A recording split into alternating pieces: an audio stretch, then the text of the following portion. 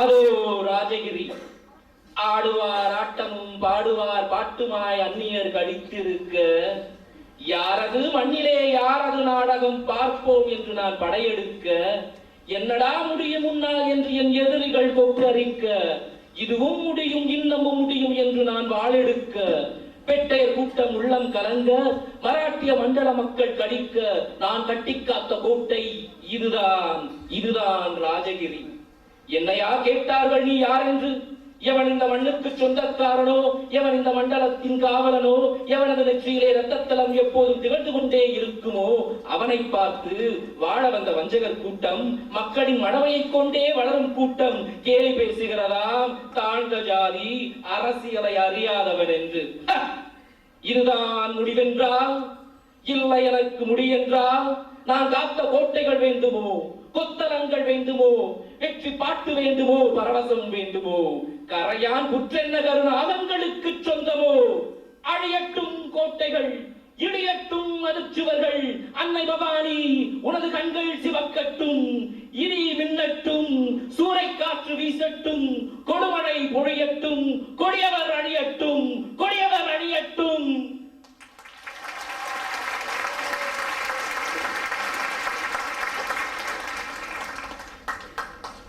சாதாரண பிசி கணேசனாக இருந்தவரை சிவாஜி கணேசனாக்கிய வசனம் அந்த வசனம்.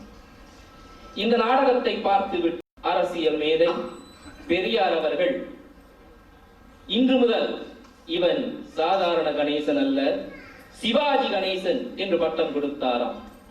அதே மேடையில் அவர் சொன்ன கருத்து, சிவாஜி நடித்தது பெரிதல்ல, இவர் நடிப்பை ரசிப்பதற்கு உங்களுக்கு திராணி இருக்க வேண்டும் என்றார். அதாவது இவர் நடித்த நடிப்பு பெரிதல்ல, ஆனால் அதை முழுமையாக ஜீரணிப்பதற்கு உங்களுக்கு ஸ்டெமினா, உங்களுக்கு திராணி இருக்க வேண்டும் என்று கூறினாராம். அப்பேற்பட்ட மானடிகன், நடிப்பு கடவுள். இவர் ஏன் இப்படி சிறப்பாக இருந்திருக்கிறார் என்று யோசித்து பார்த்தால், முக்கியமாக அவரின் தமிழ், அந்த தமிழில் இருக்கும் இனிமை. என்னை பொறுத்தவரையில் சிவாஜி கணேசன் பேசிய வசனம், அந்த வசனத்தை மிஞ்சுவதற்கு வேறு ஒருவராலும் பேச முடியாது. எப்படி ஒரு பாட்டுக்கு ஒரு ரிதம், ஒரு பீட் இருக்கிறதோ, அதுபோல் வசனத்திற்கும் ஒரு பீட் இருக்கிறது. வீரபாண்டிய கட்டபொம்மன், போர் என்றால் புலிகுணம், பொங்கும் இன்ப காதல் என்றால் பூமணம், புகழுக்குரிய மானம் என்றால் உலகிற்கே ஒரே இனம். படிப்பதற்கு ஓரளவுக்கு தமிழ் நன்றாக பேசுபவர்களுக்கு படிக்க முடியும். போர் என்றால் புலிகுணம், பொங்கும் இன்ப காதல் என்றால் பூமணம், புகழுக்குரிய மானம் என்றால் உலகிற்கே ஒரே இனம். ஆனால் அதை வீரபாண்டிய கட்டபொம்மனாக ஜாக்சன் துரை அவரிடம் முறையிடும் பொழுது சிவாஜி கணேசனுடைய ஏற்ற தாழ்வுகள்,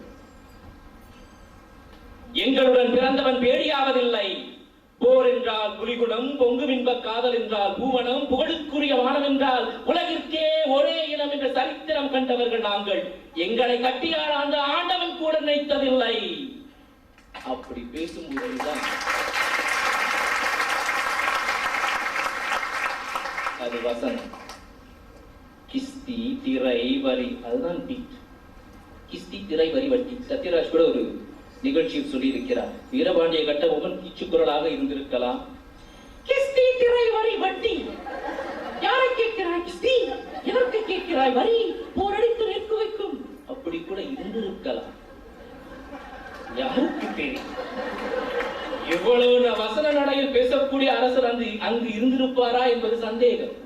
ஆனால் சிவாஜி அவர்கள் அமர்ந்திருக்கும் நாற்காலியை விட்டு எழுந்து கிஸ்தி திரை வரி வட்டி, வானம் பொழிகிறது, பூமி விளைகிறது, உனக்கேன் கொடுப்பது கிஸ்தி? எங்களோடு வயலுக்கு வந்தாயா, ஏற்ற வரைத்தாயா, நீர்ப்பாய்ச்சி நெடுவயல் நிறைய கண்டாயா, நாத்து நட்டாயா, களை வரித்தாயா, கழனிவாழ் உழவருக்கு கஞ்சிக்கலையும் சுமந்தாயா, அல்லது அங்கு கொஞ்சி விளையாடும் என் குல பெண்களுக்கு மஞ்சள் அரைத்து பணிபுரிந்தாயா, அல்லது நீ மாமனா மச்சானா? மானங்கட்டவனே, யாரை கேட்கிறாய் திரை, எதற்கு கேட்கிறாய் வரி? போரடித்து நெற்குவிக்கும் மேலை நாட்டு உழவர் கூட்டம் பரங்கியரின் தலைகளையும் அனைத்தையும் கதிர்களாய் குவித்து விடும் ஜாக்கிரதை. துடிக்கிறது மீசை, அடக்கு அடக்கு என்று நட்பு நாடி வந்த உறவு முறை தடுக்கிறது.